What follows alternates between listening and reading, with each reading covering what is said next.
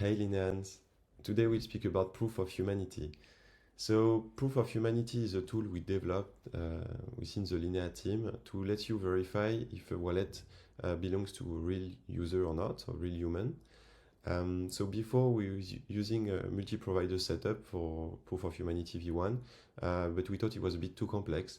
So we created proof of humanity v2, which is powered by a single attestation issued by SumSub through the Verax attestation registry.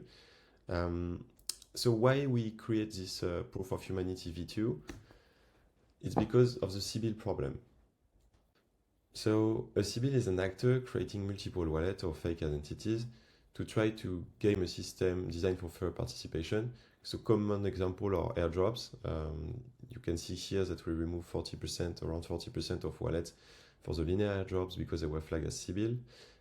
Because as soon as there is some economic incentive, people will try to create as many wallets as they can, and then like farm the chain like for either some campaigns or either like some testnet to try to get some reward. You can also have some same case for fake DAOs voting or some testnet farming on social apps as well. That's why Farcaster and Lens had to implement reputation system because people were trying to game the system and like to spam the social app.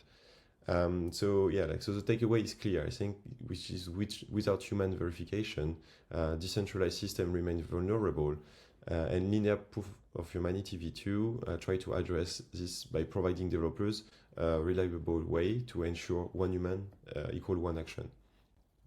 So why verifying users? So it's really useful for both developers and users.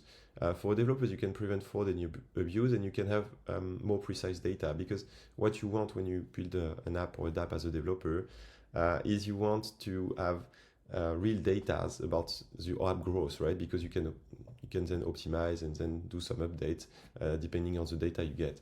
But if you have a lot of bots, you will have wrong data, so you will do wrong optimization.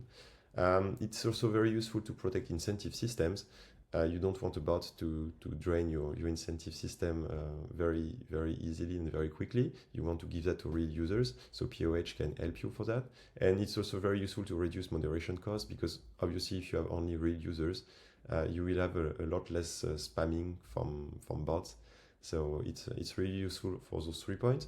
And for users, it ensures like trust and fairness, because you know like that everyone around you is also a real person, so they don't have any bots like 10,000 bot farms to try to play against you. It's also safer if you have a social app you don't like most of the time the spamming. I mean, I think you also saw that on X or all the social platform. It's really better when you don't have all this spam from bots. And it's also good for your reputation, because you can port your reputation from one app to another. So it's kind of like the ID reputation system. And I think it's a cool feature, because what we like in Web2 is like having multiple accounts, and like the reputation is spread between multiple accounts and platforms. But here you can port your reputation from one platform to another. Also, a quick note on SumSub and Verax. So SumSub is a KYC and user verification provider that we use in the context of Linea POH v2. So they don't store your biometrics, but they will store an hash of those. And Verax is an onchain attestation registry that can be deployed on any EVM chain. So meaning you like dApps can directly query this registry and check attestation. And so the flow is SumSub is issuing an attestation on Verax after the user is verified. For the implementation part now, so for the implementation part, it's quite easy. So I put a flow here. So basically, when a user go to your app and then connect his wallet, you can then get the POH proof of humanity endpoint, and then check if the user is verified or not. So if the user is verified, it's really easy. You will be able to get his unique identity through SumSub. So you get the unique identifier. If the user is not, then you have to manage a few things. So I put the steps here. It's quite is quite straightforward. I will give you after that a QR code with a link to the documentation page for the proper like code implementation. But basically, you can choose like between an iframe or a redirection to SumSub, and then you just recheck again. And if it takes like a few seconds to generate the attestation on the Verax registry. But then you will be able to check if the user is verified or not. So there is multiple ways to verify.